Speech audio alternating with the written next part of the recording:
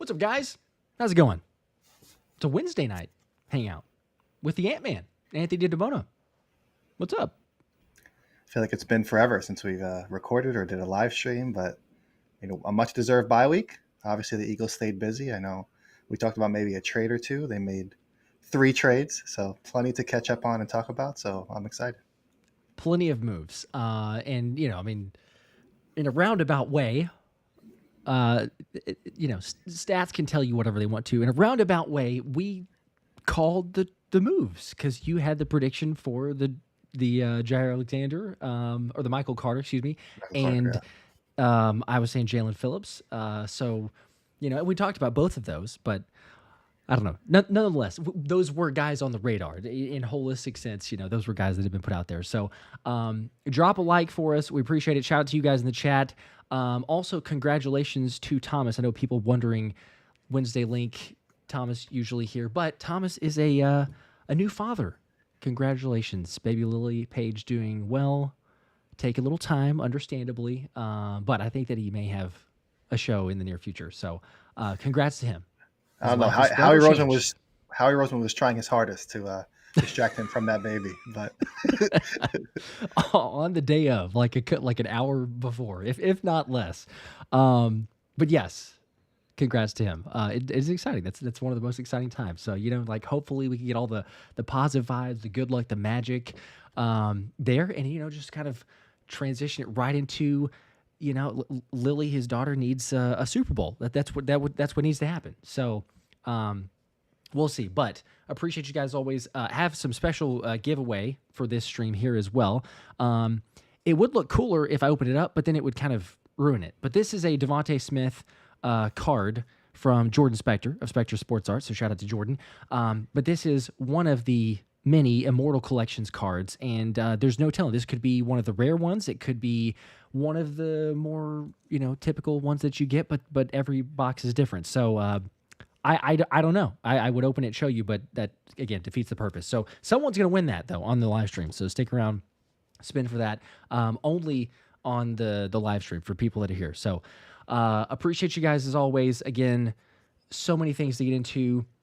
It only made sense that taking a family vacation. I think the last time that we had recorded, which was, I guess over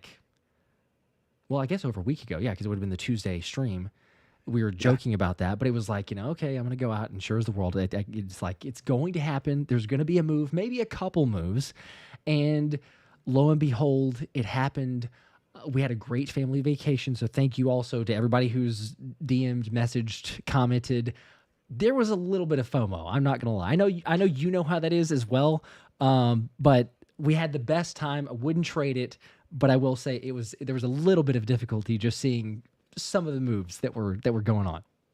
It was just so funny because, like you said, we talked about maybe if there's one move that you would really want to be able to record a video or just do a quick live stream or something like that. A little bit. And then it was 3 moves on 3 different days. It's just then it's really oh man, you really kind of missed the boat on getting the initial reaction and getting ahead of getting kind of, because I feel like you and Thomas are usually 2 of the first. You guys jump on obviously a live stream right after something breaks, usually the first to do so. So missing out on that reaction definitely sucked, and I kind of felt bad because obviously I know you couldn't do it, but then I had people asking oh, when's Josh coming back? I had a couple people too. Oh, when's the next live stream? I'm like, oh, he's enjoying some time off. So I mean, eventually we'll catch up well with it this week. Yes. Yep. Back to mostly regular scheduled program, but then it's okay. Green Bay game is this week. I'm going to be in Green Bay at that game there.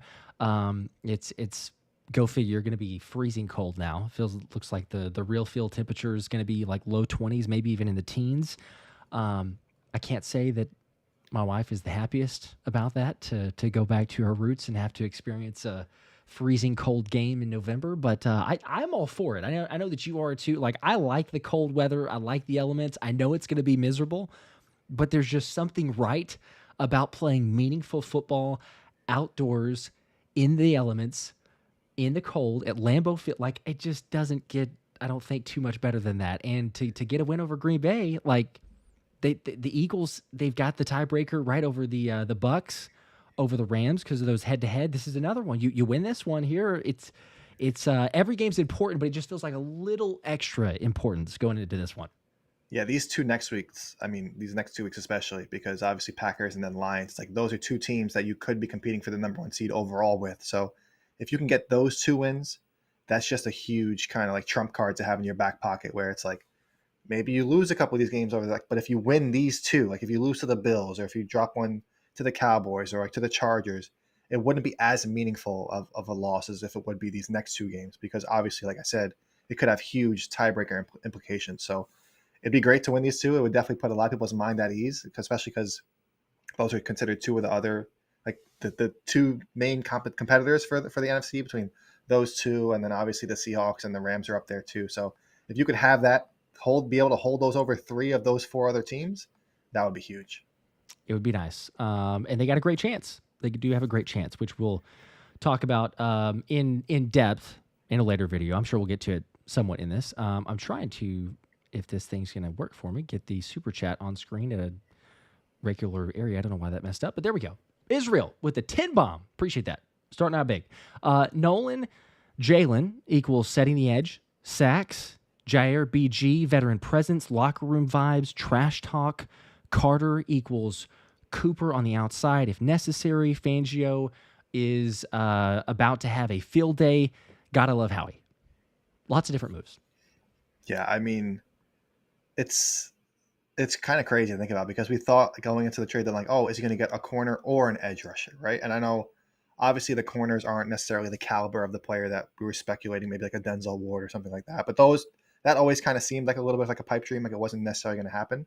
But that was also why on our last live stream when we talked about the potential edge targets, I had said why I preferred them targeting an edge player over a cornerback because the talent and like the depth of that position, according to the rumors, was so much deeper and better than it was at corner. So I kind of like the fact that Howie like double dipped that corner, although it's two different types of players where Jair Alexander has played a little bit of in the slot, but he is an outside corner. And then obviously Michael Carter has basically only played slot corner in the NFL, but also like how I mentioned, he did play some safety in college. So he has that versatility, kind of that Avonte Maddox role. And I know people hear that name and they get a little scared because of how things ended in Philadelphia and with the injury history that he had. But Michael Carter is a much different player. And it just allows Vic Fangio to have more options, which is kind of the biggest thing of it all. Even with Jaelan Phillips, you don't necessarily have to play him 40 to 50 snaps. He doesn't have to be your top guy. But now they have somebody that has proven they can kind of handle that workload. They can have a huge impact. And if you look in certain metrics, and I shared a tweet with you, I don't know if you saw it earlier, but there are some metrics where he ranks in the top 5 in the NFL with pressures. So it's kind of crazy. Yes, you did. I've got the graphic here. Well, actually, if I share that on the screen, I don't think that it's a great graphic, but I think it's a little bit small for the metric for our stream here. I don't know that people are going to see that. But yes, like you say, just the win, the pressure rate, pressure percentage, and the snaps. I think it was the snaps per pressure, I guess the rate in that sense was Jaelan Phillips at number 4 out of the pass rushers. So, I mean, that speaks for itself. There's also a unique thing. You mentioned the versatility. I talked about it on one of the earlier videos as well, but and we can probably just run through each individual. I'm going to get to these other super chats too. Probably just run through each individual trade and talk about it. Jaelan Phillips is naturally like the first one. You have an interesting thought, insight that we'll get into, I think, for Jair Alexander, Adoree Jackson, and others. And I've got a good stat, speaking of, that has been shared by quite a few people, including yourself, that I think some people will doubt if that's real. I'm trying to see, though, if there's one graphic that I can find, and sure as the world, I'm probably not going to be able to, but there's one that actually tells a pretty good story, and it's I think people can see. Oh, here we go. Okay, I'm going to see. Okay, it's kind of small. I think that some people, if you're watching on television, you can see this. If you're watching on mobile, you probably cannot. So here it is. I don't know why the icons are still here on this one, but we've got the basically. All right, here I'll try to move it down so that's a little bit. Maybe I can zoom in. Okay, so basically, shout out to Eagles Eric for this information, this research here. But Jaelan Phillips unblockable on a small number of interior pass rush attempts, and I've seen lots of other people throw this out there. Fran Duffy was kind of mentioning this, breaking this down. I think Johnny Page also in his rundown for Bleeding Green Nation had mentioned this. But you see in this graphic here, Jaelan Phillips is not getting a lot of snaps on this, but it's you talk about versatility, guys that Fangio can use in a bunch of different ways. Jaelan Phillips has a off the charts. And sometimes that just gets thrown out there like, oh yeah, he's off the chart. That is legit. Like, I don't even know what to classify this is. Pass rush snaps, again, very, very limited. I totally get that. But when you see a guy up there with the pressure rate percentage almost 40%, when Jaelan Phillips is rushing on interior pass rush attempts, I'm just seeing that and going, okay, so, we have like a linebacker get up there with like Zach Bond or whatnot, but the versatility that you have to say, oh, hey, maybe we move Jalen Carter outside, right? Or maybe you have a situation where Jalen Carter's the edge and you move Jaelan Phillips to the interior. You're generating pressure there. And what tackle wants to go up against Jalen Carter? Because they haven't seen him too much. And we've seen just the different nuances of that. It gives the Eagles so many other options. And that's one of, I don't know, you could go like a list of 100 different use cases for Jaelan Phillips there. But I am absolutely hyped. I know that we talked about him so many times before the trade actually happened. But the more that you look into this, it's like 100%. It looks like a great move. I know they need to prove it, of course, but it's one of those that I'm expecting big things. And even I think longevity, the long term for this is probably bigger than just this season. Yeah, and it's one of the things that, and I just want to shout out Eagles Eric again because I see him in the chat. If you have Twitter, follow me on Twitter. Yeah, Eagles X's and O's. So he put out some great analytical content. Also, does videos for the Pull Pin network as well. So definitely check them out. But I mean, it was actually one of the things that I highlighted before the Eagles traded for Jaelan Phillips a couple of weeks ago, where I did like a little all 22 breakdown of their most recent game, where I was like, listen, I think it was when they played the Browns, where I pointed out how there was one time where he was outside, kind of crashed inside, did one of those stunts where the defensive tackle or the linebacker actually went around him. So he just like kind of crashed in that offensive tackle, took out that whole side of the offensive line, and allowed the linebacker to loop around them, which we've seen the Eagles do this year with Zach Bond, Nakobe Dean, and Jahad Campbell. So he should fit in well in that role. Obviously, he can win one-on-one on the outside by himself. But I also noted on one of those reps that I don't know if technically if it went down into pressure or anything like that, but he was on the interior. He pushed back Joel Bitonio, who at one point was regarded as one of the best guards in the NFL, and made it look pretty easy. He was right there, got his hand in front of the quarterback's face. And like I said, I don't know if it goes down to the pressure or not, but he's made a lot of impact plays where, like you said, with that chart, and that's something that they didn't really have necessarily, because if you look on the outside, obviously Nolan Smith or Jalyx Hunt are two very physical edge players, especially Nolan Smith, given their size, but they're not kind of like the monsters that Jaelan Phillips is. And I mentioned in my article when I wrote about the potential trade targets in October, where if you could kind of create an edge rusher in a lab for Vic Fangio's defense, they would look like Jaelan Phillips. I mean, 6'5", 260, inside, outside versatility. Is he the best in coverage? No, but he can drop back if they need him to. So I really hope that he stays healthy and they do consider like signing him to a long-term extension, because that's the one kind of knock on this trade, is that he's obviously in a contract year. But I mean, it would be awesome if this whole time the knock on him has been like his inability to stay healthy, and then he goes from playing whatever 5 games this year, 9 games this year, to he can potentially be one of the, I think maybe the second player in NFL history to play 18 regular season games, because he's not going to have a bye week this year, which is kind of a fun wrinkle, because Leonard Williams did it in 2023 when he was traded from the Giants to the Seahawks. So it would be pretty funny if Phillips can kind of turn that whole narrative around in Philadelphia. It would 100%. I saw you put that out there on Twitter. One reason, again, one of the many that you should be following Anthony on Twitter at DiBona NFL. Also, for people asking, Eagles Eric, I had it up a second ago, but it's at Eagles X's and O's. So for those wanting to follow on Twitter, there you go. That's Eagles Eric. Great information there, and I do love the breakdown for it. So it just gets me more hyped. I think that they would, and you're 100% accurate. I loved the interview that Jaelan Phillips had with John Clark at the airport. I mean, those are so great, because he's like, it seems to be like, meeting the player, like, oh, is he off the plane? Big Dom's there. John Clark's there. He's going to get the first bit, right? He's just like, hey, what's You're up? not in Philadelphia until John Clark interviews you in the airport. Yes. But it was so great, because there were not a whole lot, but there were a few. And I get it. The Vic Fangio, the takes of like, oh, the Miami players don't like Vic Fangio. They hate his guts. You're not able to be able to put up with him. The thought was, well, okay, was he one of those guys? Is he willing to play for it? First off, it's like, obviously, look, you're not going to make a trade if the two were at odds, but to officially confirm it, if you watched or saw the video clip, I included it in the last video that I posted, but it's like the best thing in the world. You could see how hyped he is to go from a Miami Dolphins squad that they're doing their own thing. So, whatever. But then getting to Philly and the opportunity here and then saying that, oh, yeah, big fan of Vic Fangio, didn't want to come to any of the, like the first choice on his side to come to. And Fangio talked about it too from, I think, last season. You talk about the trade deadline. He made a point of it all the way back then of saying, you don't really trade for guys most of the time at the trade deadline unless you have long-term plans because, it takes a while to ramp up and get acclimated to all the differences, the scheme, everything there. Obviously, Jaelan Phillips has played for Fangio, so it probably won't take him as long. I would be, not surprised at all if he plays 10, 15, 20 snaps even on the edge against Green Bay.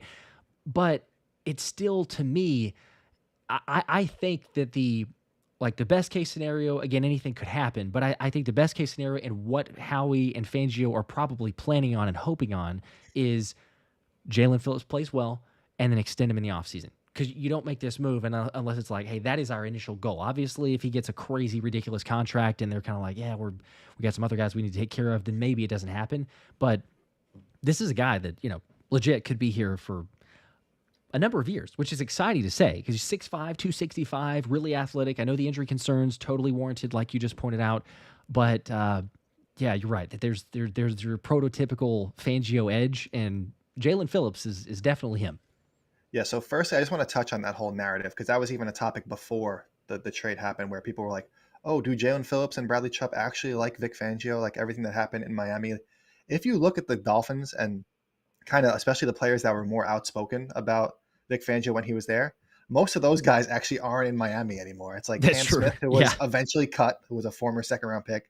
Jalen Ramsey was traded. Javon Holland's now in the Giants. So a lot of that guys that were bashing. Yeah, done. exactly. A lot of the guys that were bashing Vic Fangio in Miami aren't even there anymore themselves. So I thought that was a little kind of overblown, but obviously, like Jaelan Phillips is going to say that he's happy to be in Philadelphia, of course.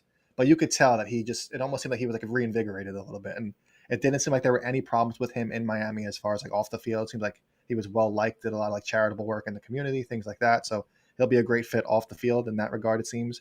But also with the other trades, like we're going to get into, but familiarity has kind of been key because obviously Vic Fangio coached Phillips in Miami, but Christian Parker worked with Jair Alexander earlier in his career in Green Bay.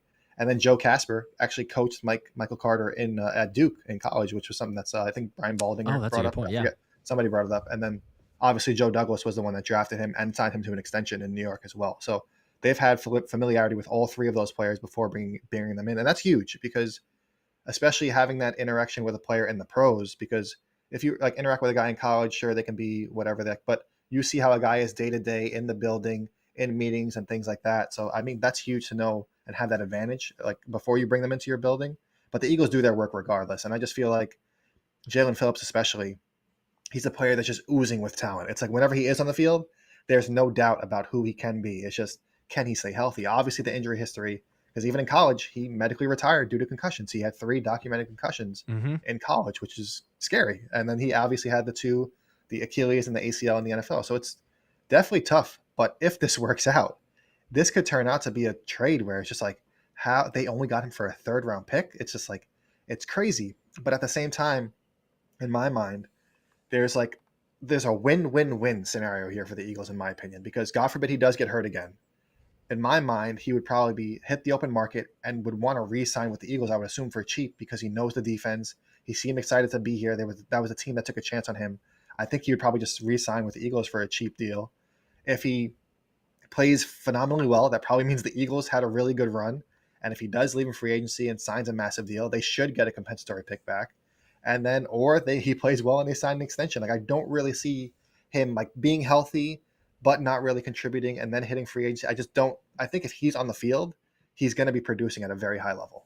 Yeah. When he's healthy, again, I know it's just one rep. So, we can put that like a grain of salt, but when he's healthy, he's gotten pressure and gotten through Lane Johnson. And not many players can say that, but it's the potential that you see with that. I appreciated too his unsolicited go birds at the end of his interview. I know again it's like a small thing, but you just the vibes of the team, the feel of it. You're getting the right guys. Relationships matter.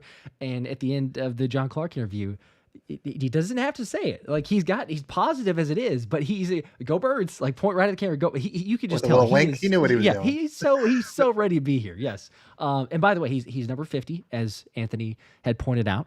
You would already know this if you're following Anthony on Twitter, but officially, because that does matter, as the president of the Look Good, Play Good Association. Number 50, that's not a bad number considering what was available. There's other numbers that are better for an edge and for him, but I mean, 50, it's not terrible. I mean, I kind of wanted to see him in 18 because he's been in 15 in college, and then with the Dolphins, obviously 15's retired in Philadelphia, but I mean, 50 is not the worst number in the world, and Philadelphia doesn't have the greatest history. I mean, shout out, rest in peace, Brian Rahman. He wore it in Philadelphia, so that's kind of cool. But then I know people were like, oh, Shaq Leonard wore it, or Casey Matthews wore it, or Kiko Alonso wore it. So, I mean, people are scarred by the number for certain players, but maybe he'll be the one that turns it around. So it'll be fun to watch him. Jair Alexander got 18, so but that was my first thought. As soon as that was available, I was like, oh, that would be a good one. And then you see that Jair gets it, so it is what it is. But 50s, I'm okay with that. Shout out to Kevin, member just joined, member there. Welcome to Let's Run It tier. Appreciate that. Alex also with a 5 bomb. Getting to these super chats. Jaelan Phillips walks after the season. I guess this is the prediction here. And Howie revisits the Myles Garrett situation with Cleveland. And the prayer hands emoji. I still think it's wishful thinking. It's not impossible. I mean, Howie even said in his press conference, like, we're doing what we can to make the team great. He's obviously willing to be aggressive and make some moves. It doesn't feel like that's a move that happens with the way that Cleveland is and where they're at. But yeah, nothing's impossible. Didn't think that Saquon would be here, and he is. So I don't know. More likely. Some people thought there was a 0.0% chance of that happening. And someone, I don't know who that was, but yeah, somebody didn't think that was. So, but we'll wait until that's a story for another day. That is March. That's prime March. That's Eagles have won the Super Bowl. We're like, all right, let's go. 3-peat, baby. Let's make this happen. And then Anthony will throw out the tweet. There's a 0.0% chance that Myles Garrett is traded to the Philadelphia Eagles. And then we can, hopefully stir that up and make it come to fruition. So that's the plan. There's a master plan to this thing. Damien's with a 5. What's popping, guys? I'm going to the Packers game also. Let's go with a 5 there. Hey, speaking of, actually, because I'm going to be there, and I don't know what the best way is, quite honestly, to because I've had a lot of people that have like DM say, hey, I'm going to be there, any chance to meet up or say hi or whatever, which, I mean, I'm happy to take a picture or whatnot. It still feels kind of strange for people wanting to do that, but it would be cool to meet anyone and everyone who wants to be there. I don't know of the best way to alert people. I'll probably share maybe on the community page. So if you're a subscriber, you could see it. I'll just post it on YouTube. I'll probably share on Twitter too, so it's cross share on that way. But we are going to do a stadium tour on the 9th. Is that Sunday? Yeah, that's Sunday. So it's from 3 to 4:30 p.m. So if you're around the stadium from 3 to 4:30 p.m. and you see someone who looks like me, it probably is. Although it's going to be so cold that... and I know I saw some other comments like, "Oh, that's not cold. It's not in the negatives, or it's not in the single digit." I know, but you got to break out that fancy starter jacket that you chilly. That's exactly what I'm wearing. But that's the only negative. I will say that I was really planning on wearing the push on T-shirt, right? Because we got a troll, and then I'm starting to look. There's well, do they have a hoodie option? There's a couple of those, but they're kind of it looks like knockoffs. So that's a risk in itself. But also I don't know that I could just go tons of layers, then throw the hoodie over that, I guess. But it or did you could throw get off the vibes. Get the shirt in a 3XL, throw it on over the jacket. So you can that would be a very interesting look. I don't be man, Josh got a poofy shirt on and everything, but it's you're in a fat suit. Yeah, just walking around. Excuse me. It's yeah. But anyway.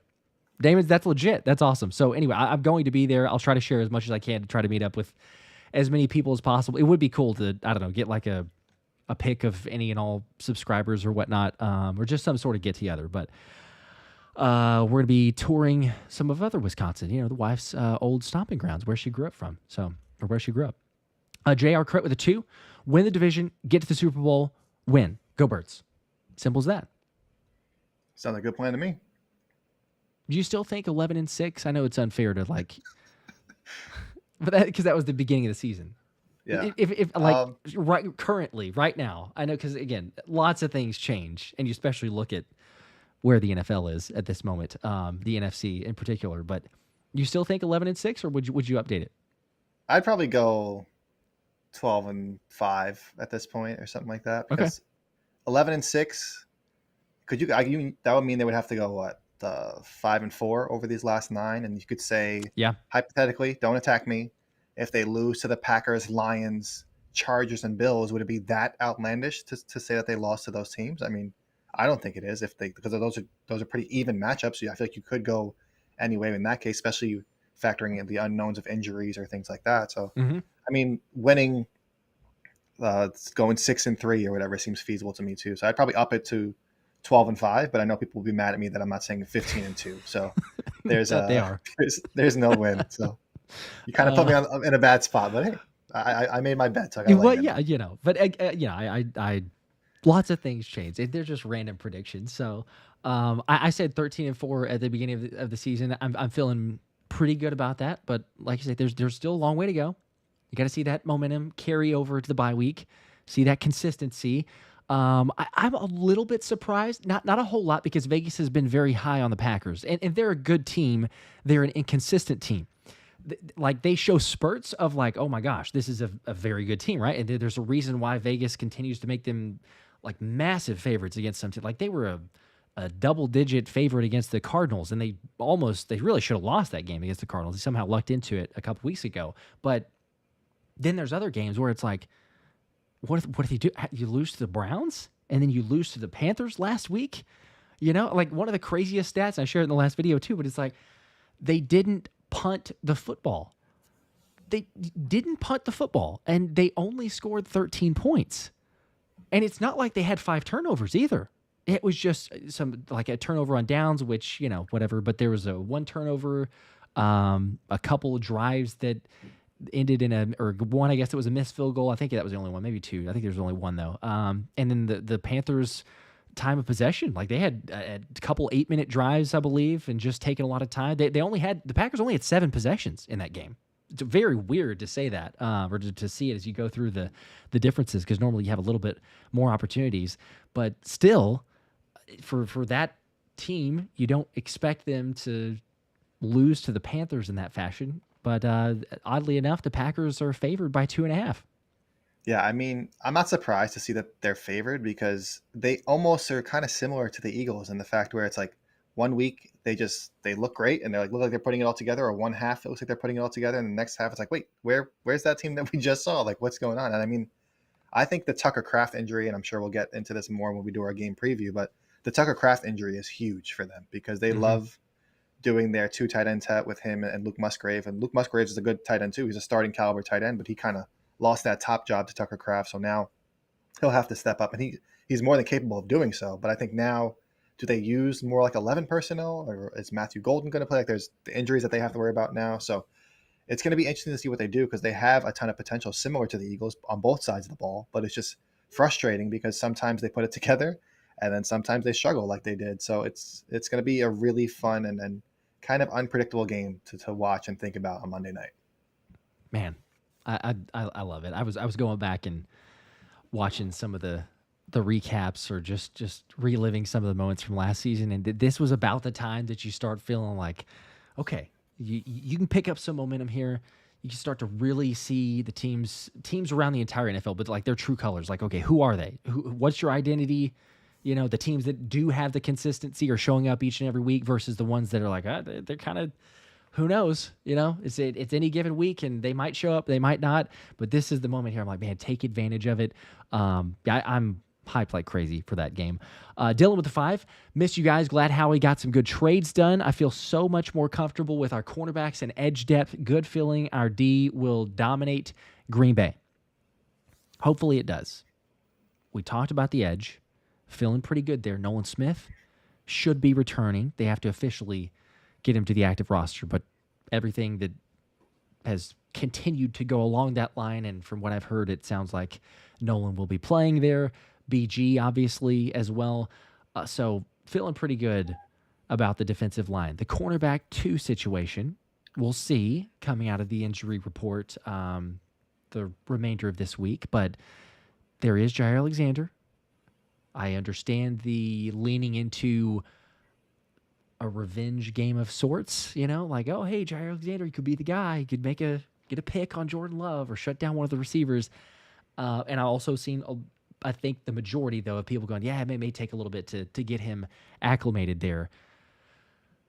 Adoree Jackson, kind of your guy. I won't fully say your guy. That's Jalyx son, but kind of your guy. Standing up for Adoree. Is this, assuming he's cleared, of course, I guess from the concussion, I figure he will be, but is this his last opportunity to, I don't know, hold on to the job, keep the job, be the starter?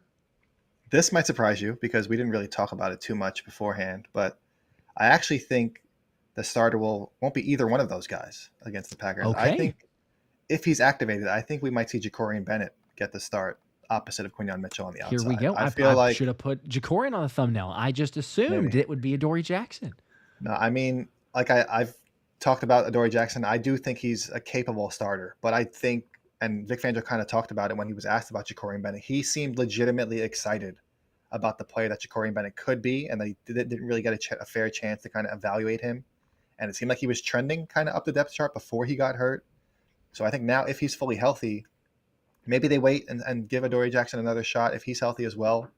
But I just think that Jakorian Bennett deserves a chance to start as well. And I wanted him to start that game against the Giants before the bye week so they could kind of evaluate all three with starters. We talked about this before the bye week. But so I think he might get his chance. If he's activated and on the 53-man roster, I think he could get the start. But also I started my day.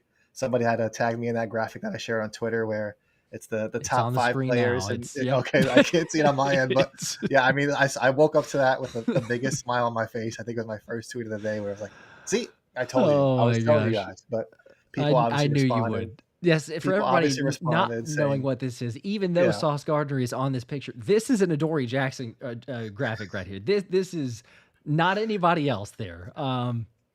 It's not photoshopped. It feels like it could be. 0.3% behind Quinyon Mitchell, I believe, if I remember that correctly. Yes, yeah. There he is. Yeah, I said it all along, I feel like he's allowed the most contested somehow catches in the NFL this season. Like, I feel like he's always in a good spot, but still the receiver catches the ball somehow. But people were ready to let me know on Twitter that he can't tackle and he's terrible against the run, which I understand, which is why I also think they might want to take a chance on Jakorian Bennett because a little bit more physical, a little bit better athletic profile, obviously younger. So I understand if they want to see what he can do against the Packers in a big spot. So I'm excited to see that. But I also think the addition of Jair Alexander makes things interesting too. I don't think he's ready to start right away. I think that was more of a break glass in case of emergency. You can kind of bring him in because I feel like if you're bringing him in, I feel like that first game against the Giants really made Howie Roseman sit back like, damn, we really don't have too much depth at corner. Like if one or two go down, we really have to shuffle things around where Reed Blankenship got banged up, missed the play or something in that game. Now they were really it was a mess. So I feel like bringing in Michael Carter, which I'm sure we'll get into as well, he's obviously set as your backup nickel unless they want to start and move the G on the outside. But it just gives Vic Fangio so many more options and Christian Parker so many more options and kind of set roles for these guys to have. All right, you go out, this guy comes in. It's not like, oh, what do we do? You have so many more options on game day. We love the depth. Again, just looking at that graphic, I know some people probably haven't seen that, and you're trying to digest what that actually says and if it's legit. It's not photoshopped, as Anthony said. Tight window percentage forced. There's some good corners on there. I might need that graphic on a T-shirt, actually. And then there's some that you're like, yeah, is that true? Sauce Gardner. It's really insane. What Sauce Gardner and Surtain 52% and 51.5% tight window throws. That's ridiculous. And Quinyon Mitchell, great, obviously, 39.6. Max Melton, 39.5. But then Adoree Jackson. There's not a single cornerback out there in the NFL. Nobody else And it says leaders minimum of 20 targets, and they've had to have played at least 125 total coverage matchups. So, little disclaimer, don't say like, oh, they're cherry picking here, but I mean, legit having a lot of snaps out there. And Adoree Jackson is number 5. So what you're saying is Okay. Adoree Jackson, the top 5 corner in the NFL, right? That's what you said. It not me. You said it, not me. Anyway, we'll move on for that. But you know what? I'm going to save that topic, and then if anybody ever replies to me on Twitter, just post like it. any Adoree Jackson slander, said like I was crazy for saying he was a starter. That's it. I'm not typing any words, just replying with that picture. That's all I need right there. Well, there you go. Now you can thank Next Gen Stats for Anthony being insufferable on Twitter. You can't say anything about Adoree Jackson. It's just gonna get if he just won't get blocked. You won't get blocked by Anthony. Anthony will just tweet that out to you. So good luck. By the way, we got 20 bomb from Matt and a 20 from John. You guys are the goats. Oh. Appreciate you guys. 20 Philly Special Show memberships each. There's 40 people that just got those, which access to the ticket giveaways, one a month for the members. Also, every time after the Eagles win, doing a giveaway for tickets. So hopefully we get back on that winning train and do a ticket giveaway on, I guess it'd probably be Wednesday. I fly back on Tuesday, so yeah, probably next Wednesday, about a week from now, if we can get that dub. Fanny with a 10 says, hey, Josh and Ant-Man, with the absence of Kraft, yes, Tucker Kraft, in parentheses, prayers, 3 wide receivers, Gordon, Wicks, Reed, a cornerback, plus the absence of J.A. I guess that's Jair Alexander, but I guess so. They really don't stand a chance against us. Definite win in the books for us against the Packers. I mean, I'm probably going to pick the Eagles to get ahead of that. I think that's pretty fair, but I don't think it would necessarily be a kind of a blowout where I saw somebody in the chat put like 37-17 or something like that. You never know. They're putting on those black helmets, white jerseys, black pants. That's a phenomenal combination that they only wore in Brazil. So as president of the Look Good, Play Good organization, I'm very excited about that combination being broken out again. But yeah, the Packers are still a really good team. And I know people don't want to say it. I saw somebody say that they're a paper tiger. I think the Colts are a paper tiger, but that's a whole different other conversation for another day. But yeah, I think the Packers are legit. So I don't. Yeah, can we? We have time for this? We can't. There's a couple super chats. Let me get to those just so we're not too far. But I am. We might as well because the trade deadline was ridiculous. Some good, some bad, some what on earth. Feels like that's in that category. Dylan with a 5, because we did just throw up the graphic of Sauce Gardner, for example, which has a lot to do with that. Dylan with a 5, I have a strong feeling Blankenship won't be re-signed. Phil Howie thinks he can upgrade. The gap from Makuba to him isn't really that large. The draft is key. Maybe. Yeah, I don't know. To me, it feels like they should re-sign Reed Blankenship, but the safety market can be so tricky because all it takes is just look at Xavier McKinney, right? Where he just got a crazy contract that I don't think the Giants weren't like made a bad move by not matching that contract. Obviously they should have traded him because they knew they were probably going to get priced out of that their market. But you never know. Once these guys hit the free agent market, they're available for the first time. You don't know what somebody's going to throw at them. And the fact that he changed agents before the season, that kind of threw things off a little bit because if there was any chance of him re-signing before the season, it seemed like once he changed agents that they were clearly looking for the highest bidder. So he'll hit free agency. I just don't know because they have to probably sign Jalen Carter to an extension as soon as that happens, I would guess. And then Nolan Smith is going to be technically eligible to sign an extension. If they want now Jaelan Phillips, if they want to bring him back or some of these other guys, like you don't know how the priorities are going to land because if it comes down to are you paying Jaelan Phillips or are you paying Reed Blankenship, I feel like the answer to that would clearly be Jaelan Phillips based on how the team has paid players in the past. So it'll be interesting to see how they kind of work through that. Yeah, that one's pretty obvious, I feel like. Matt with a 5, appreciate that. Says tush push for the first score. Eagles 37, Green Bay 17. Man, I hope so. I had 20-point blowout in cold weather game on the frozen tundra. The Eagles make a statement. We're walking away from it going, oh yeah, like, it's one thing with the Giants. It's one thing to unlock the running game. It's another thing to keep it going for a 20-point win. I hope so. I do want to see multiple tush push. I would love to see like as the most amount of tush pushes that we've done in the entire season so far against Green Bay, because they very much deserve it for trying to ban it. I still want to see them come out in the tush push formation on the very first play of the game. Not necessarily have to run the play, And then but spread if they out. just came out in the tush push and then like Jalen Hurts went back into shotgun, or they just stayed under It center would and be ran pretty like good. like that Saquon Barkley handoff out of the tush push formation. That would be just such like an FU moment to the NFL, and because we all know this is the NFL. This is Roger Goodell. Oh, The Packers are 100%. kind of Yeah. They were his puppet, they but get it the was Roger blame. Goodell. It was Roger Goodell kind of pushing the Packers to be the ones at the front of that. So they kind of get unfair blame in a little bit, but it would be funny to kind of give it to them, especially on Monday Night Football with the whole world watching. It would be hilarious. I would so much love it. But by the way, you say the whole world watching. There may not be anyone watching. Oh yeah, I mean, that's the true. ESPN and YouTube TV. That's a whole nother story. But speaking of the NFL, man, what a ridiculous nightmare of streaming and how to actually get service for those. Hopefully, it's worked out by then. Which maybe at least I don't have that one problem for this week, but it will be a continual one. I was going to say, though, as far as the running that, I would totally be in favor. I don't think it's going to happen. It would be great. I don't think it's going to happen. It does feel like if it was a Dan Campbell situation or maybe a Ben Johnson, they would be the type that might actually come out there, even though you don't run it.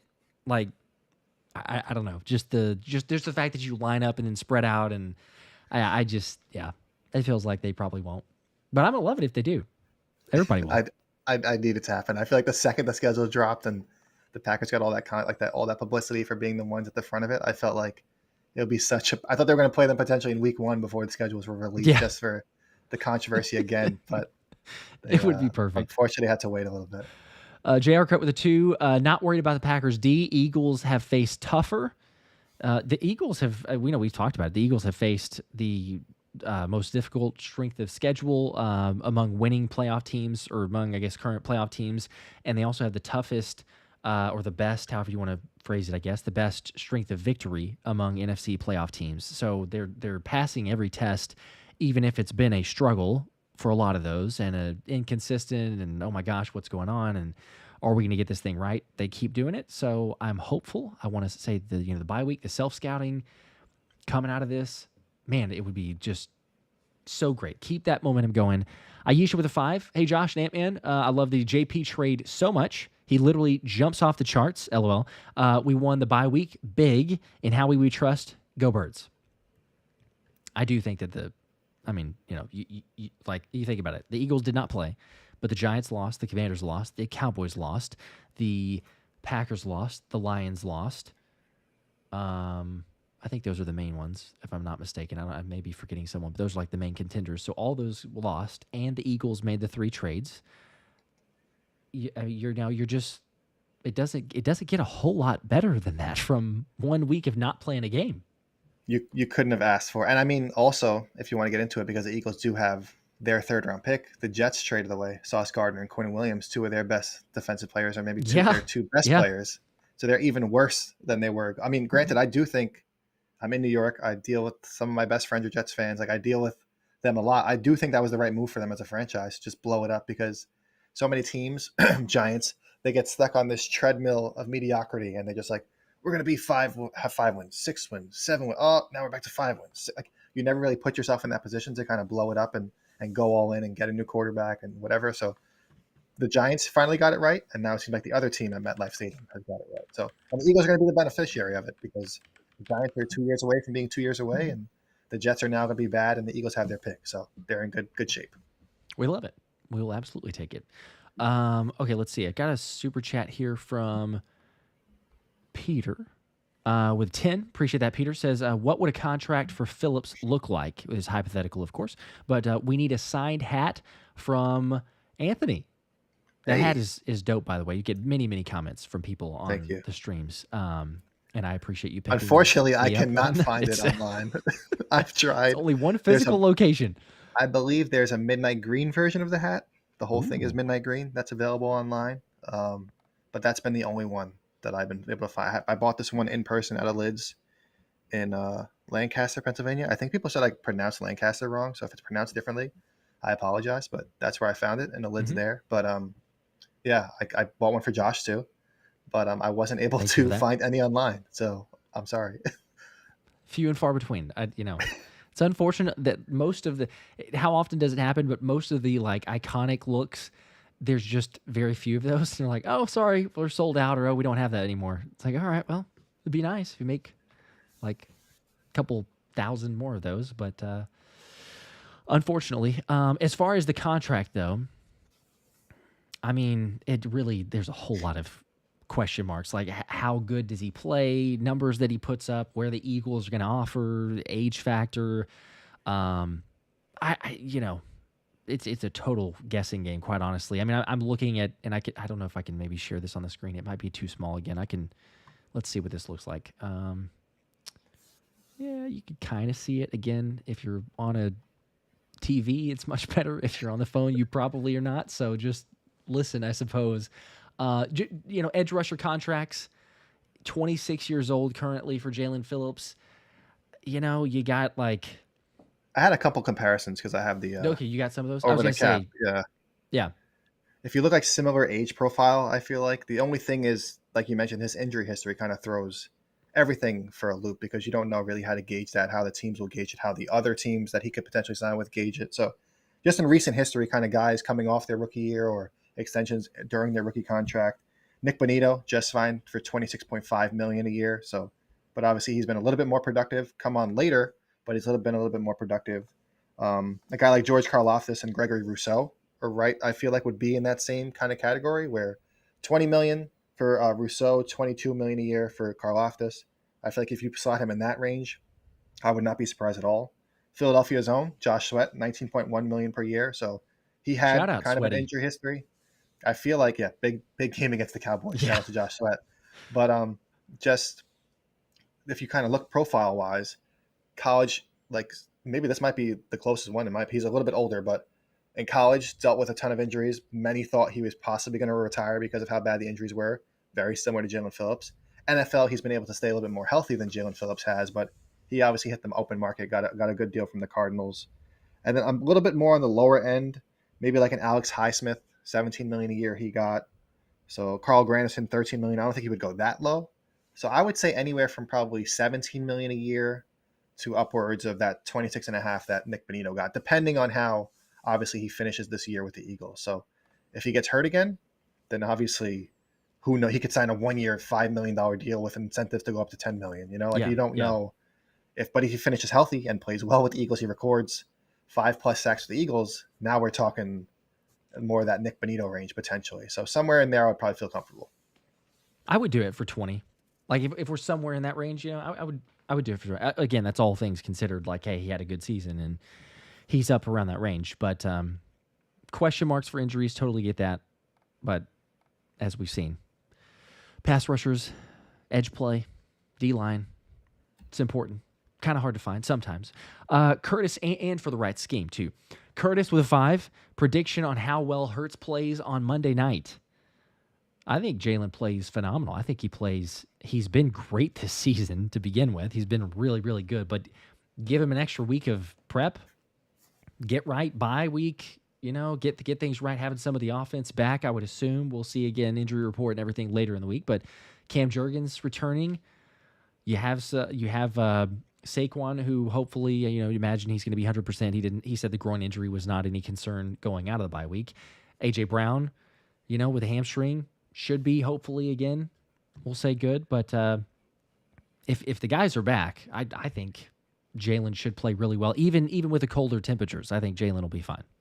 Yeah, I feel like we've seen the Eagles already thrive in like colder weather, and the fact that the way they played those last 2 games before the bye week makes me so much more confident going into Green Bay because we saw them have Fred Johnson on the field, more under center. Then they were working the play action from under center off of that. And if you look at the Packers defense, yeah, they have Micah Parsons now, but you can kind of take advantage of them, especially in like the middle of the field. I don't want to get too deep into it now. Obviously, we'll save a lot for the game preview, but kind of that intermediate part of the field where we have seen Jalen Hurts start to attack later in the year. I feel like that's might be, especially with AJ Brown coming back if he does, which I feel like everybody has assumed that he'll be back this week. I feel like this could be a big Jalen Hurts game, especially if they get the running game going, because the Packers have allowed some runs to the outside. I think Devin Jackson shared that on Twitter that they've kind of given up a couple of big chunk runs to the outside, and we saw the Eagles start to do some of those with that toss to Saquon Barkley on the outside, and next thing you know, maybe he will break one of these 60 to 80-yard runs that we Come became on so now. used to seeing last season. So if you kind of do that, start making them, because I think Jeff Halfley's going to want to just rush with 4 if he can, just drop everybody else in zone.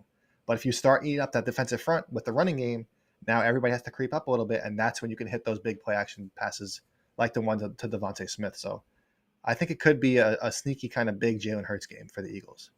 Let's go. We want to see that. And don't forget about Tank Bigsby. We get to have a good game. We get the running game going. Sean with a 2.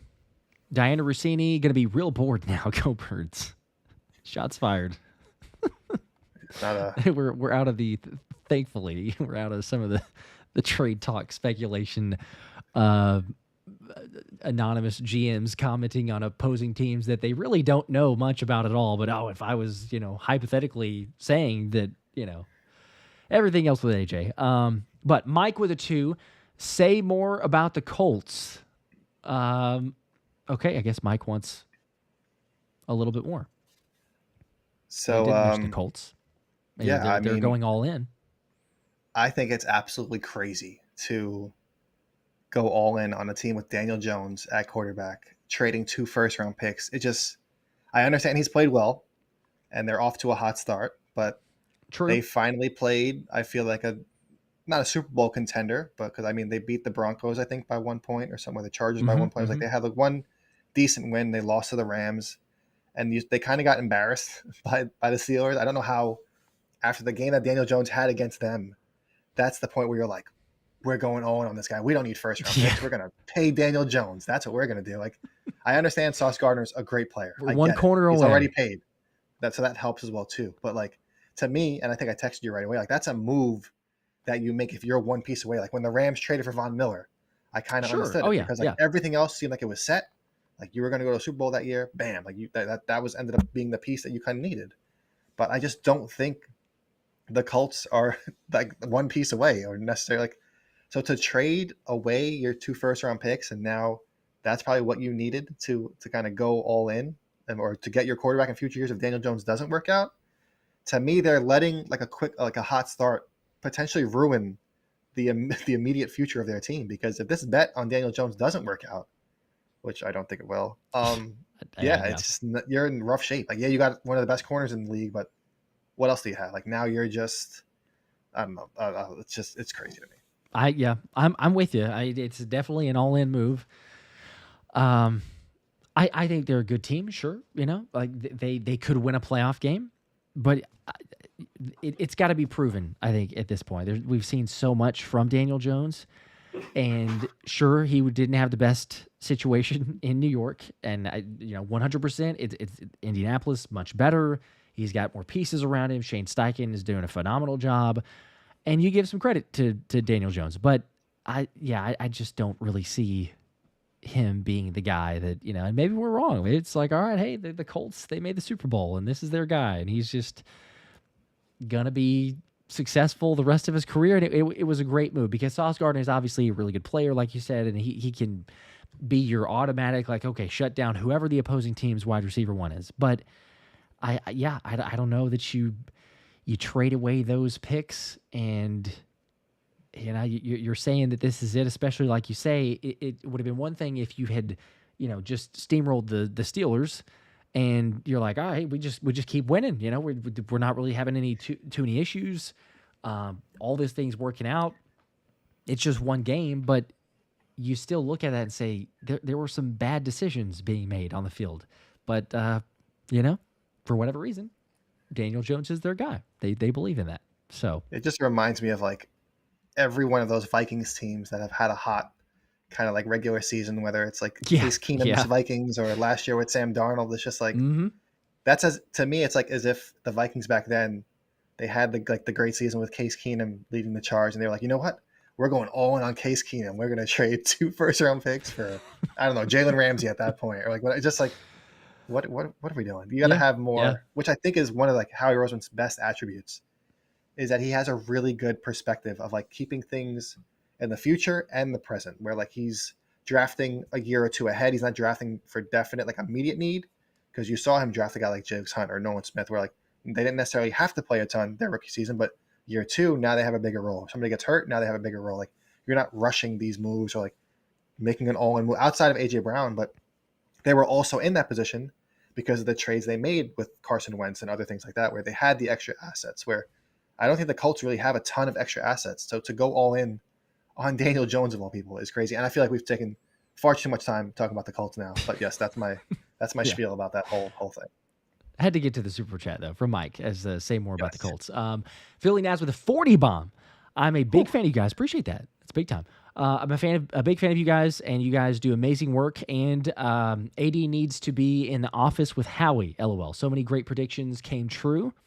We've also said we've never seen Anthony and Howie in the same room together. So definitely has Howie's phone number.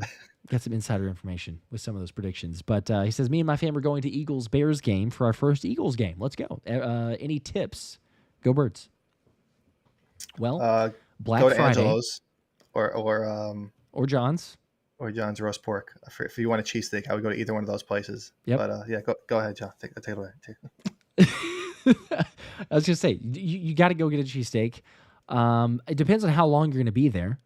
But I think we've mentioned it before. Like, for the game itself, Black Friday, I can only imagine. I mean, I'm just trying to picture this, but it's coming off of Thanksgiving, and Dylan in the M lot. I don't even know what that tailgate's going to be like. The food, it's going to be phenomenal because it's every single week that you see what's on the menu, and it's like, oh my gosh. But the day after Thanksgiving, yeah, he's going to be pulling out something crazy. Yeah, he's going to be in his bag. It's going to be insanity. So M lot. Say hey to Dylan. Go check out the tailgate there. I mean, you can't go wrong with a lot of different tailgates, but just try to, I don't know, take in as much of the vibe as you can. I'm sure Black Friday is going to be extra special too, just with the holidays and everything there. But get there early. I think the past couple times we've gone, it's been like 3 or 4 hours early. There's so much to do. Hang out, Eagles. Rah, get the vibes going and everything. I mean, especially your first game, you could really probably spend the whole day there. Oh, easily, yeah. There's like obviously the pro shop is right there. Whatever you want to like check that out early, they usually have that open early. But all the tailgates going on around there. I'm assuming you're going to be there for a couple of days, and check out like around the city, the Reading Terminal Market, places like that, the Rocky Steps if you want to get real touristy. So there's a lot of different places to check out. 100%. Appreciate that though. Again, y'all enjoy, have a blast. Let's get a dub on Black Friday. Let's take you to the Bears. They've been looking pretty good.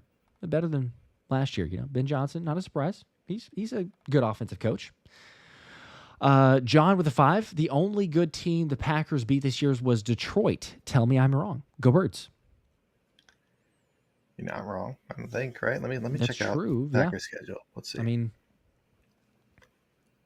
and they've had some close games. They tied to Dallas, which is just ridiculous. Crazy.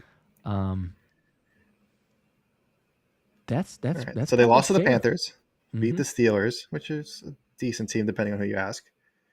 Beat the Cardinals, beat the Bengals, lost to the Browns, beat the Commanders, beat the Lions.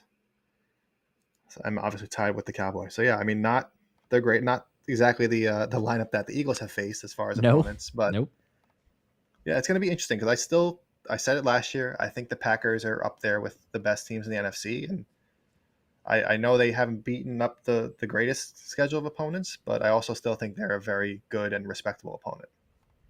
Yeah.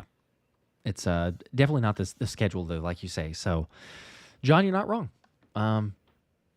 This will be the best team that the Packers have played. We're biased, of course, but it'll be the best team that the Packers have played so far. And hopefully they're coming away with another loss. So, 10 from Carter. Number 1 is Tush Push getting, I guess 2 questions here maybe. Number 1 is Tush Push getting banned next year. And then 2, why trade for Jair? Only trade I don't understand. Go Birds. Yes, for the first one. I just don't think there's any argument to say that the Tush Push is staying around. And 2, I think we mentioned a little bit already earlier, but if Carter, you didn't catch that, I think we're both a little bit in agreement. It's for depth. I don't think that it's a risky move at all because it's like what worst case scenario, he's a flop. It doesn't work out. You wasted of sorts, but you wasted a 6th-round pick. Like, how many times does Howie trade back in the draft? Like, oh, hey, he recouped another 6th-round pick. Oh, there's another one. Cool. How many do we need? So the 6th-round pick that he gave up there to do the pick swap for the 7th and everything, that is going to be a complete moot point. And, if Jair Alexander can somehow find anything, just a shade of the former self, even if it's just for like one game that you need him for a spot start or even in the middle of the game and he can take over, I'm with you in the sense of like there's some depth there, the relationship with Christian Parker. So it's a swing. It's kind of like a free swing. Yeah, so the thing with me is we didn't really touch too much on the Michael Carter trade, but that was obviously the first kind of shoe to drop. And when they made that trade, I mean, not only did I predict the competition kind of like accurately, but I thought the trade made sense because of his slot like experience and the fact that the Eagles didn't necessarily have a slot cornerback with experience, whether if Cooper DeJean got hurt or if they did want to push him out to the outside full time, which I still don't think that they're going to do. I think Vic Fangio still wants to leave him in the slot. But now if they do have to do that, if somebody else goes down and they want to move DeJean outside, now Michael Carter can step in. The thing with the Jair Alexander trade, I just felt like they already had kind of 3 corners around that, like on the outside around that level where you haven't been able to figure out who the starter is yet. So now you're adding in another guy. Granted, I know he has all pro and Pro Bowl accolades in the past, but he's been banged up since then. Couldn't obviously get on the field for the Ravens, so that's concerning. But you hope that in more of a zone-heavy scheme with Christian Parker here, like that he could fit in better if he does have to see the field. But to me, I felt like there was a plan for the Michael Carter trade and the Jaelan Phillips trade. I feel like the Alexander trade is more of like a, in case we need him, like if all else fails, we could use him. Like, and I get it because I would feel more confident putting him in like a high leverage situation on the field instead of maybe a Keely Ringo after like his struggles, or even like an Adoree Jackson, because maybe he's provided a little bit of a higher floor. But I just also feel like now you're adding another guy. They have 8 corners on the roster. Who knows? Maybe they'll make, well, when they activate Jakorian Bennett, like it's just such like a messy situation already on the outside that I feel like just throwing another body in there wasn't necessarily the answer. But I mean, who knows? Maybe he becomes a starter in a week or two and I look like a moron. But for right now, looking from the outside, you now have 4 guys when you couldn't figure out what you were doing with those 3. And I don't think he's necessarily like a head and shoulders above those guys right now. If it was Jair Alexander a couple years ago, obviously. But right now, it's just like, I don't know, the situation seems a little murky. It's fair, and he's been cooked. I talked about it in the last video as well. It's the 5 targets, 5 catches, 116 yards, pass interference, everything else, right? All the issues that you mentioned. But Howie talking about him in the press conference, they like something that does not necessarily show up on tape, but just the story that they got from Baltimore, the relationship like you talk about with Christian Parker. So again, I think ultimately it's a free swing. Maybe it results in nothing, but the more hype of the trades is obviously Jaelan Phillips. We'll probably talk about Michael Carter briefly here in just a second, but a couple more super chats real quickly as I'm getting to those. Flipping the bird with the 10 bomb. What's up? What's up, Josh? What's up, Ant-Man? I'm looking forward to meeting you, Josh, in Green Bay. Philly wearing black unis from Brazil game last season. Going to be a funeral at Lambeau. 30-13. Eagles win. That's the prediction. 30-13. Yeah. Well, thank you. Appreciate that. I am looking forward to it. Yes. Going to be at the stadium on Sunday, like I mentioned, 3 to 4:30 p.m., I believe, is the schedule for the tour. And I'm going to try to hook up and share as much info as I can for people that are maybe trying to get a picture or whatnot. But, I hope so. It'd be great to have just a no-doubt win, just a dominance, especially on the road. It's one thing to do it at home, but do it on the road, get a little early rest for the guys because you're going to have to Detroit the following week. Heck yeah. That would be phenomenal, especially for your sake. I know if you're sitting there in 20-degree weather, it'll feel a whole lot warmer if the Eagles win by 17 points. Yep. Than it would be if it was cold or, God forbid, they lose. So, yeah, I hope for your sake that it's a nice, comfortable win and you could feel a little bit warmer inside that stadium. Thank you. It might make things a little bit awkward with my father-in-law, who's the diehard Packers fan, but listen, he knew what he was getting into. Well, yeah, and I know what I'm getting into as well. So to go to a game together, I'll take it, even if I have to not really say a whole lot if the Eagles get the win. So it's a good time. Austin, a quiet car ride, one way or another, back to get the Uber ride back. Like, okay, hey, Eagles won, go Birds. First Eagles game in person Monday. Thanks again, Austin. There you go. The 2. Getting the tickets there. Heck yeah. Enjoy. Gonna be a blast. I was rewatching the schedule release video from earlier in the offseason, and Zach Berman had said this, and I think a couple others, but Zach Berman notably was saying if you could pick any game on the schedule, he would recommend going to Lambeau to see the Eagles play the Packers. Obviously, just the history of Lambeau and everything there. So, took his word for it, got the tickets, and going to be there Monday. I still can't comprehend the pictures of that stadium where it's just like residential houses and then a stadium just like dropped right there, right in the middle of it all. It's wild to me. And everybody that I've heard that I've talked to is like, this the most ridiculous stories. They're like, yeah, the game day, it's all happening there, but like an hour or 2 hours once it's over, it's like cleared out. Like you could forget even almost getting a ride back because it's just everyone's gone. And so I don't know. That's what I've heard. But I'm looking forward to the experience to see what's different, because I'm sure it's going to be quite a stark contrast from, a traditional like, oh, go watch the Eagles play, at the link. But it should be fun. Carter with 10 more. Appreciate that. Denver versus Philly Super Bowl, or maybe a Pats rematch. Both would be fun. What's your top pick in the AFC?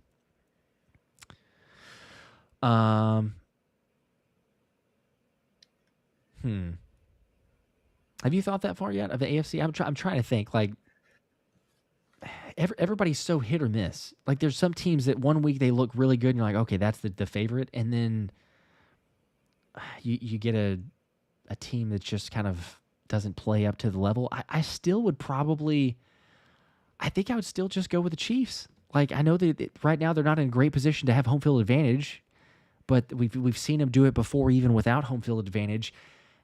When push comes to shove, they've gotten healthier. I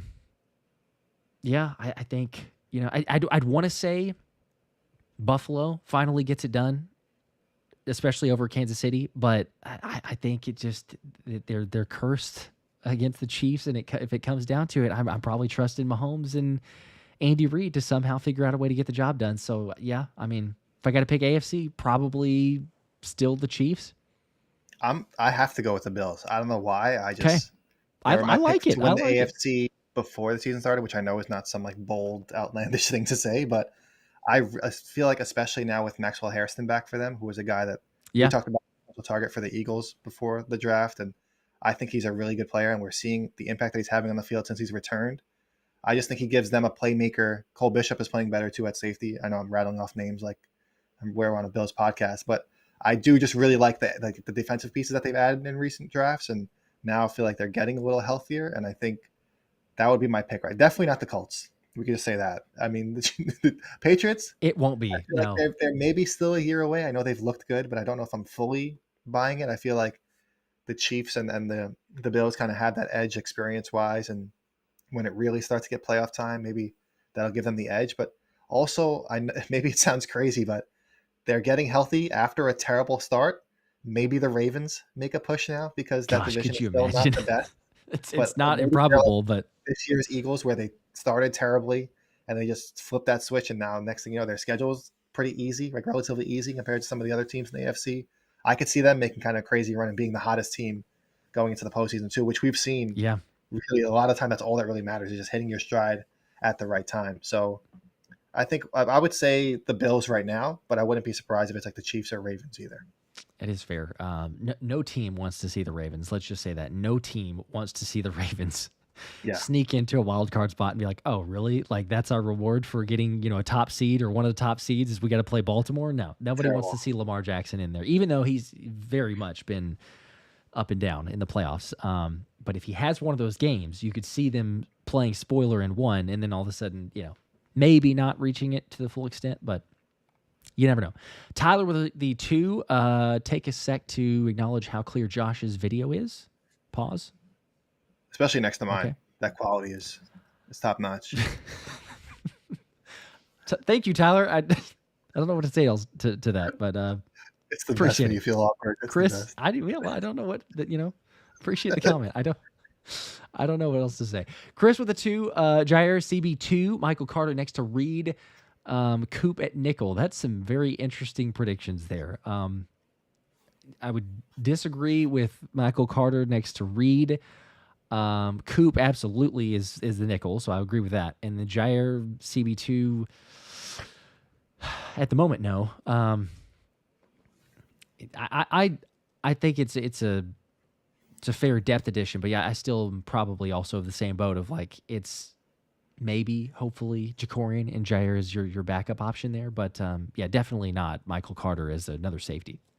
Yeah, I think that's more of if Michael Carter's playing safety. That's more of if somebody got hurt. If Reed Blankenship and Drew Makuba are both healthy, I don't see them making a change of safety, especially because it seems like Makuba is kind of hitting his stride now, where he's making less of those like game-breaking mistakes that he did a little bit earlier in his rookie season. So, could we see Jair Alexander win the job eventually? I wouldn't be shocked, but I think that they should give Jakorian Bennett the shot against the Packers this week.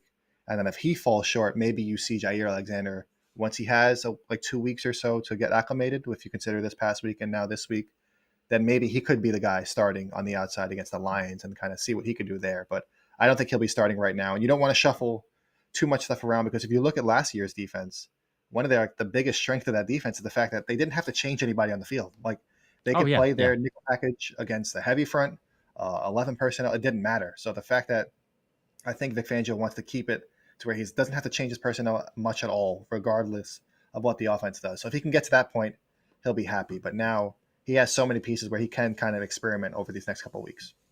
It's a good place to be in, which we will take that.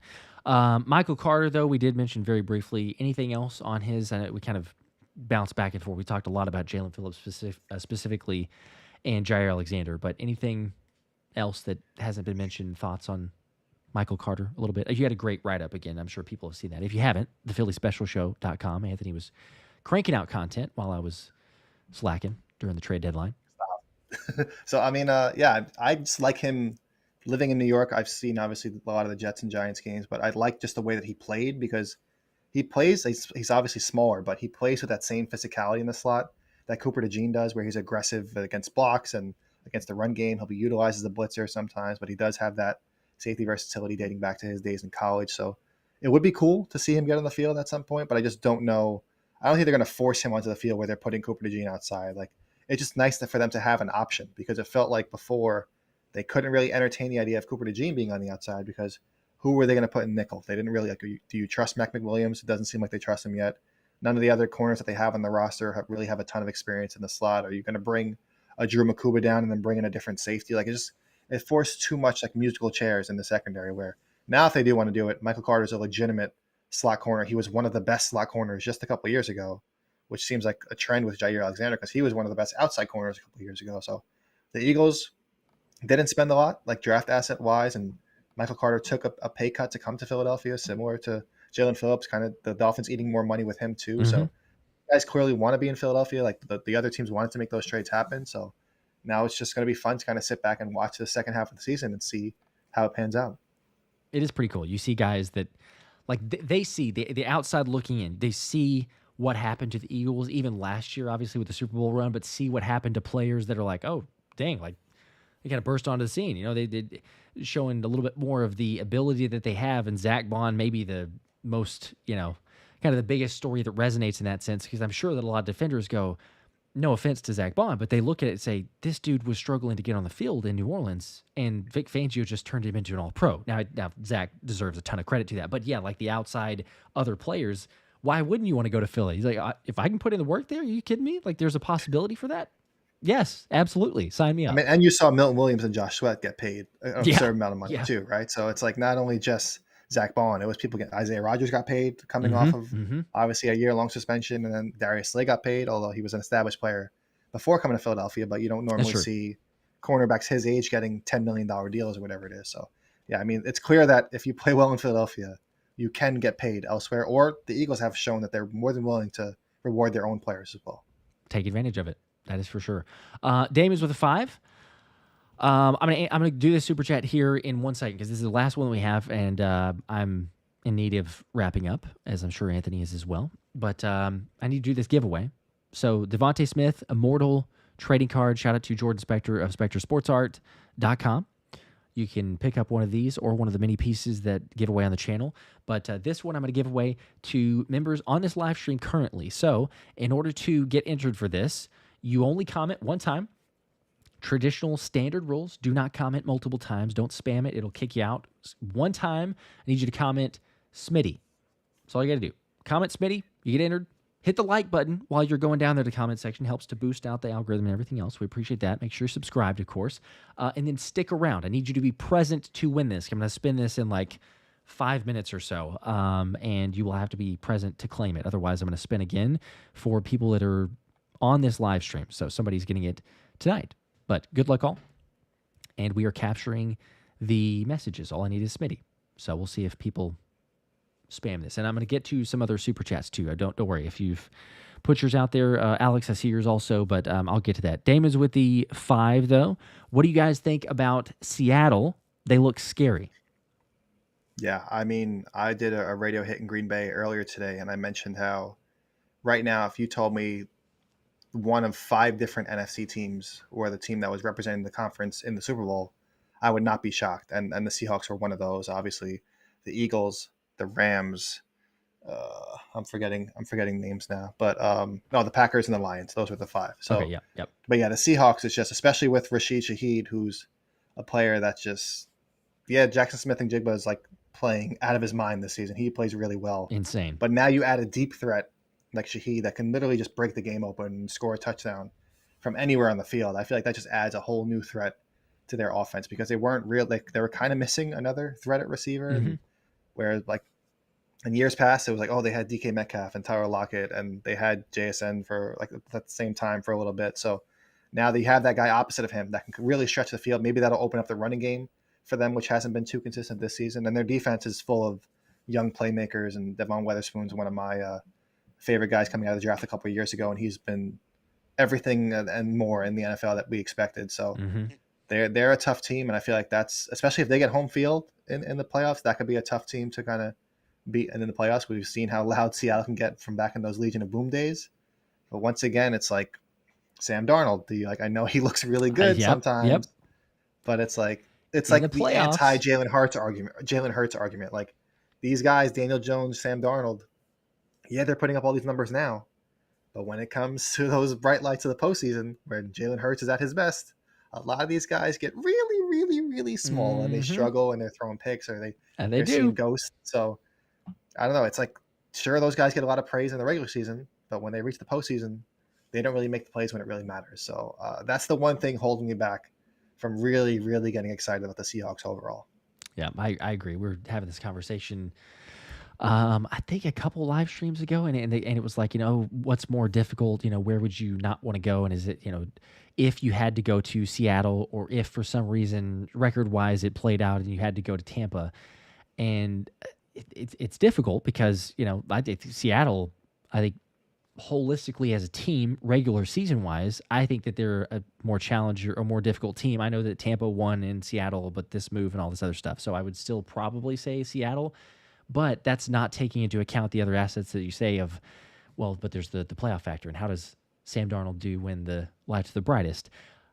I'd probably lean towards, I wouldn't want to play in Tampa, just with all things considered. I know that we'd beat them, hopefully exercise some demons. But either way, both spots would be difficult. I mean, let's take care of business and have home field advantage. We don't have to worry about that. But yeah, Seattle's legit. They got a lot of pieces, as Anthony, you were mentioning. That defensive front, I mean, my gosh, the interior defensive line, I think there is it like 3.3 yards per carry allowed. It's something crazy low. They're getting pressure on the quarterback, obviously, but yeah, they're pretty good. All right, we got this giveaway to give. Alex, actually, 2 more super chats really quickly, and then I'm gonna spin for this. So people that said Smitty, don't leave. Going to do this one. Alex with a 2. Dodgers, Panthers repeated. Will the Eagles repeat? That's interesting. Yeah, the Dodgers and the Panthers go back to back. So do we get the 3-sport repeat? I mean, seems to reason that we would. I don't see why not. I mean, the way things are trending in Philadelphia, I mean, the 2 wins back to back coming into the bye week, the 3 trades at the bye, addressing basically their 2 biggest needs, and then now you're adding all these guys with Brandon Graham, Nolan Smith, Cam Jurgens, hopefully AJ Brown too. Like, they're it's going to look like a whole different team coming out of the bye week, and it's going to be really, really fun. I don't think there's honestly, outside of injury, I don't know if anybody in NFC can stop the Eagles from going back to the Super Bowl. There we go. I'm hyped. Everybody, I mean, it's understandable. But Elbert says over the two, the Eagles should not fear any team. They shouldn't. They respect any team. But, yeah, no reason to fear them with the roster that we got, the guys here. All right. Good luck, all. I'm going to spin this. Elbert, the merch link is not launching. Interesting. Okay, I'll try to see what's going on. I don't know why that is, but I'll look into it. But for the giveaway here, I'm going to spin, and we'll see who it is. You got to be present, so do not leave. Who is it going to be? Biggie Fabulous. Biggie Fabulous. That's an interesting name. Biggie Fabulous with the comment. One of the many out there for Smitty. Congratulations. Come on down.